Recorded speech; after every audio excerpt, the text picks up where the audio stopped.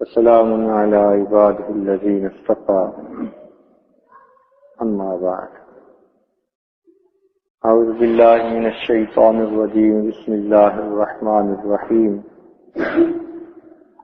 قل إن كنتم تحبون الله فاتبعوني يحببكم الله سبحان ربك رب العزة عما يصفون وسلام على المرسلين والحمد لله رب العالمين اللهم صل على سيدنا محمد وعلى آل سيدنا محمد وبارك وسلم اللهم صل على سيدنا محمد وعلى آل سيدنا محمد وبارك وسلم اللهم صل على سيدنا محمد وعلى آل سيدنا محمد وبارك وسلم قل ان کنتم تحبون اللہ، اے میرے محبوبہ فرما دیجئے لوگو اگر تم اللہ رب العزت سے محبت کرتے ہو فاتبعونی تو تم میری اتباع کرو یحببکم اللہ، اللہ تعالیٰ تم سے محبت کریں گے۔ گویا انسان نبی علیہ السلام کی اتباع کرنے سے اللہ رب العزت کا محبوب بن جاتا ہے، کیونکہ اللہ رب العزت نے نبی علیہ السلام کو اپنا محبوب بنایا، لہذا ان کی عادات کو جو اپنائے گا وہ بھی اللہ کا محبوب بن جائے گا۔ نبی علیہ السلام کے قول کو حدیث کہتے ہیں اور آپ کی عادت مبارکہ کو آپ کی سنت کہتے ہیں۔ تو سنت پر جو آدمی چلے، کیا مطلب کہ آپ کی عادات مبارکہ جیسی تھیں ویسی اپنی عادات بنانے کی کوشش کرے،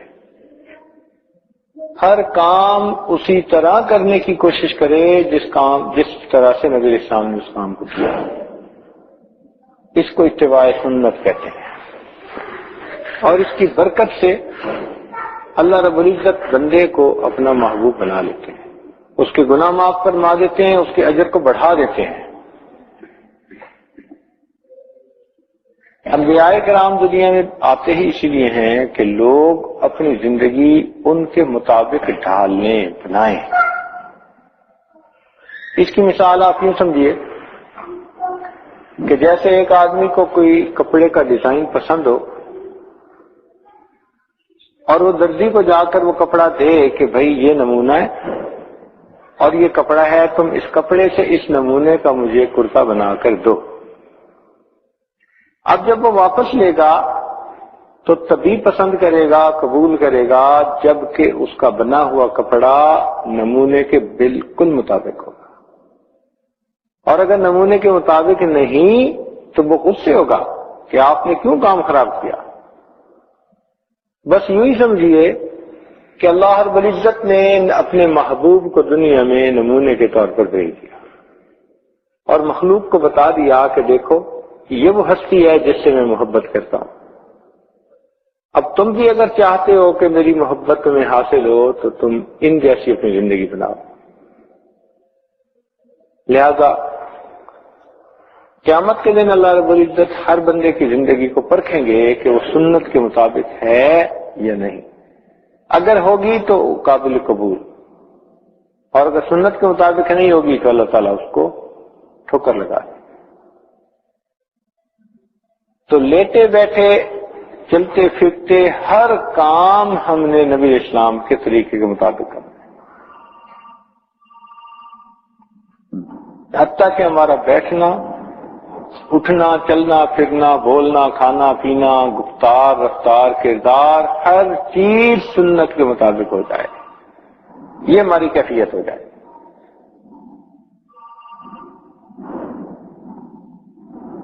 اس کی مثال آپ یوں سمجھیے کہ انسان کے جسم کے مختلف اعضاء ہیں،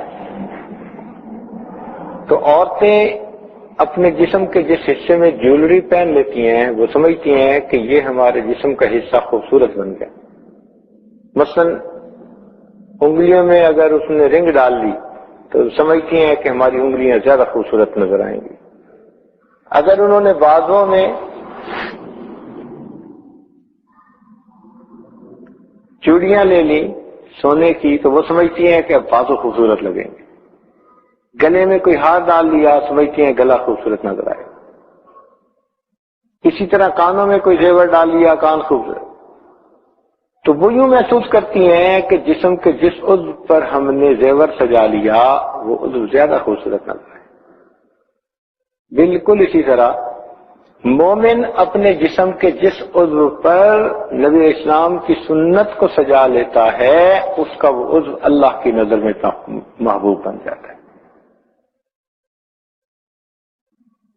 چنانچہ جس نے جس بھی سنت پر عمل کیا، مثلا اس نے سر کے بالوں میں کنگھی کرنی ہے، اب اگر وہ درمیان میں سے مانگ نکالتا ہے سنت کے مطابق تو اب اس کا سر اچھا لگے، اللہ تعالیٰ کی نظر میں پسندیدہ ہو گیا. اگر وہ رات کو سرما ڈالتے ہیں آنکھوں میں آنکھیں پسندیدہ ہو گئی. اگر وہ مسواک کرتا ہے باقاعدگی کے ساتھ تو منہ خوبصورت ہو گیا. اگر وہ اپنے ہاتھ پاؤں اعضاء کو وضو میں دھوتا ہے تو یہ سب اعضاء اللہ کی نظر میں پیارے ہو گئے. اگر اس کا لباس سنت کے مطابق ہے تو اب اس کا لباس اللہ کی نظر میں پیارا ہو گیا. تو سنت کے مطابق ہر کام کرنے سے اس بندے کی ہر چیز اللہ کی نظر میں پیاری ہو جاتی ہے اور اس پر بندے کو اجر ملتا ہے. اس لیے حدیث پاک میں فرمایا کہ ترکت فیکم امرین، میں تمہارے اندر دو چیزوں کو چھوڑ کے جا رہا ہوں. لن تضلوا، تم ہرگز گمراہ نہیں ہوگے. ان تمسکتم بہما، اگر تم نے ان دونوں کو مضبوطی سے پکڑ لیا، کتاب اللہ و سنت نبی، ایک اللہ کی کتاب اور اس کے نبی کی سنت. تو معلوم ہوا کہ ہمیں نبی اسلام کی سنت کو مضبوطی سے پکڑ لینا ہے، ہر کام اسی سنت کے مطابق کرنا ہے. پھر دیکھیں اللہ رب العزت کی طرف سے کیسی رحمتیں اور برکتیں آتی ہیں. تو یہ مشابہت نبی اسلام کے ساتھ یہ نصیب ہو جاتی ہے، اس وجہ سے انسان اللہ تعالیٰ کا محبوب بن جاتا ہے. ایک بزرگ فرماتے ہیں کہ میں جب مدرسے جایا کرتا تھا، چھوٹا بچہ تھا، تو راستے میں ایک بوڑھی اماں رہتی تھی. وہ جب کبھی مجھے دیکھتی تو مجھے اپنے گھر بٹھاتی اور کچھ نہ کچھ کھانے کو دیتی، اور جب واپس آنے لگتا تو روپیہ دو میرے ہاتھ میں بھی دیتی کہ کوئی چیز لے کے کھا لینا، اور بڑی پیار محبت سے واپس کرتی. وہ فرماتے ہیں کہ میں بھی کئی دنوں کے بعد اس کے گھر چلا جاتا، لیکن مجھے سمجھ نہ آتی کہ یہ بڑی اماں مجھ سے اتنی محبت کیوں کرتی ہے. کہنے لگے ایک دن میں نے اس سے پوچھ لیا کہ اماں آپ مجھ سے آخر اتنا پیار کیوں کرتی ہیں؟ تو اس بڑھیا کی آنکھوں میں آنسو آ گئے. کہنے لگی بیٹا پیار اس لیے کرتی ہوں کہ ایک میرا بیٹا تھا جو جوانی کی عمر میں فوت ہو گیا، اور تمہاری شکل بالکل میرے اس بیٹے کے مطابق ہے. جب تم میرے سامنے آتے ہو مجھے اپنا بیٹا یاد آتا ہے. میں اسے بھی کھانا کھلایا کرتی تھی، تو جب میری محبت جوش مارتی ہے تو میں پھر تمہیں اپنے گھر میں بلا کے کھانا کھلاتی ہوں. میں یوں سمجھتی ہوں جیسے میں اپنے اسی بیٹے کو کھانا کھلاتی. تو اگر بیٹے سے مشابہت رکھنے والا بچہ بھی ماں کو اچھا لگتا ہے، اسی طرح جو آدمی نبی اسلام کے ساتھ مشابہت اختیار کرے گا اللہ رب العزت اس کو قبول فرما لیں گے. تو اس لیے ہر کام کو سنت کے مطابق کرنے میں ہمارا جسمانی فائدہ بھی ہے، ہمارا روحانی فائدہ بھی ہے. دونوں طرح کے فائدے ہمارے ہیں سنت پر عمل کرنے میں.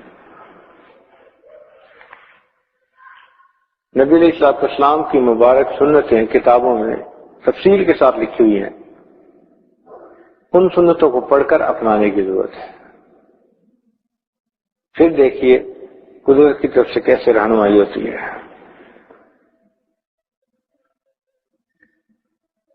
آپ نے دیکھا ہوگا دنیا میں لوگ کوئی چیز خریدتے ہیں نا تو ان کو برانڈ کا بڑا کئی دفعہ چسکا ہوتا ہے.